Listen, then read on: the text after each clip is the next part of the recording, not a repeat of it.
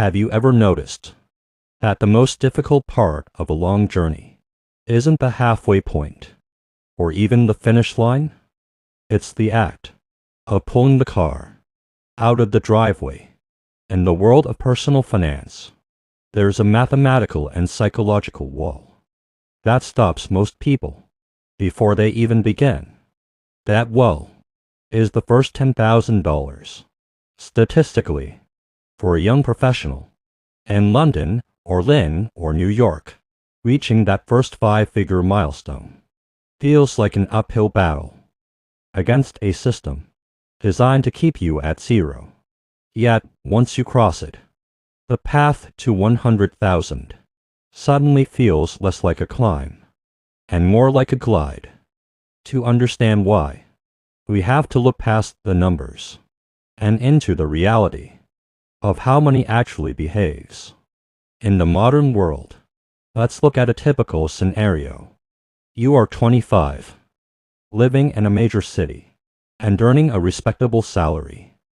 On paper, you're doing well, but after the government takes 30% in taxes, your landlord takes 40% for a small apartment, and you cover your student loans, car payments, and the rising cost of groceries, there is almost nothing left. You might manage to save $300 at the end of the month. At that rate, it will take you nearly 3 years just to reach 10,000. During those 3 years, life happens. Your car needs a new transmission. Your friend has a destination wedding. Or inflation turns your $300 of savings into $200 of purchasing power. This is the zero-sum trap. When you have no capital, you are trading your life energy for survival, and the math is stacked against you. Every dollar you save is a direct sacrifice of your current comfort. The hidden flaw in the system isn't just inflation. It's the lack of momentum. When you have $0, your money earns $0.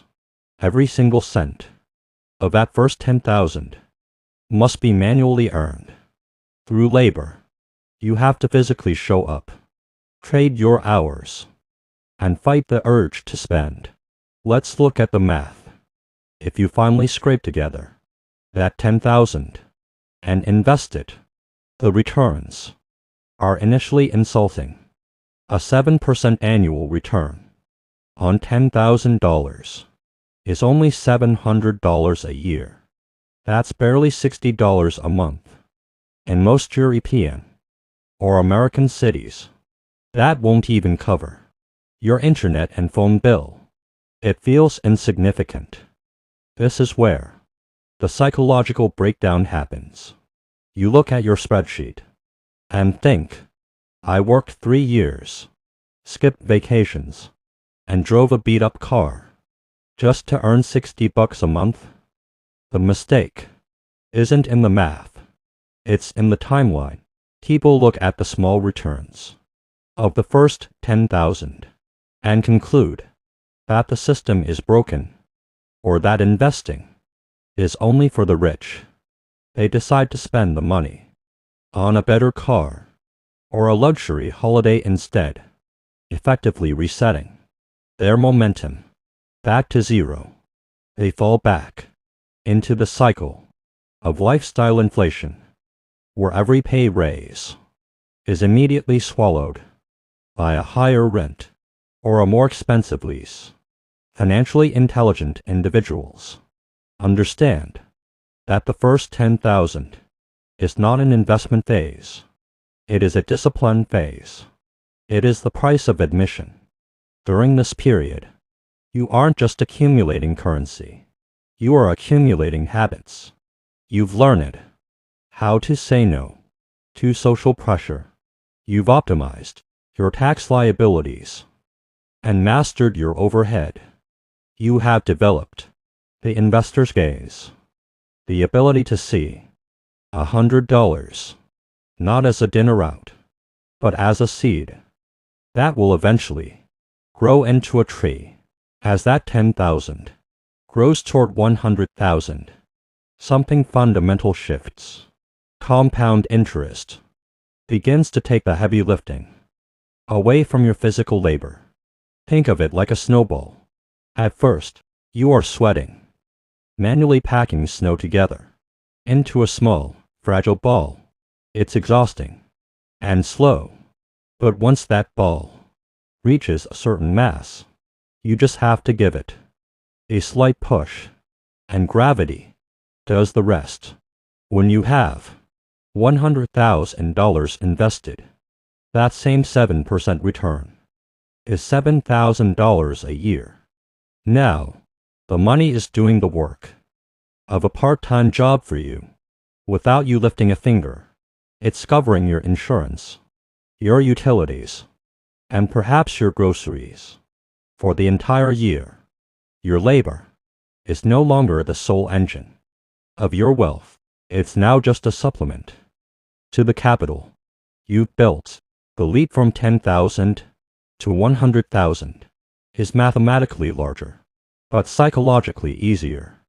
By the time you reach 50 or 60,000, the sight of your capital, grown through market movements, provides more satisfaction than a new pair of shoes or a weekend in Ibiza ever could. You stop viewing money as something to be spent and start viewing it as a tool that buys your freedom. You no longer feel the pain of saving because you are now addicted to the gain of growth. The reality is that the modern economy is designed to encourage consumption, especially when you're starting out. Credit cards, buy now pay later schemes, and social media feeds are all precision engineered to extract that first $10,000 from your pocket before it can ever be planted. The struggle to save it is a test of whether you can outthink a culture built on immediate gratification. It is hard because it requires you to be the only person in the room saying not yet. In the United States and Europe, we are taught that success is about the things we own: the car, the house, the tech. But true financial power is about what you own that pays you back. The first 10,000 is the most expensive money you will ever make because it costs the most in terms of effort and sacrifice. But it is also the most valuable because it is the only money that can build the next 100,000. If you can't survive the boredom, the slow pace, and the social isolation of that first milestone, the rest of the journey becomes a matter of patience rather than effort. You aren't fighting the system anymore. You finally made the system work for you. The hardest part is already behind you. If this perspective was helpful, you may want to subscribe for more analytical deep dives into the mechanics of wealth. Thank you for listening.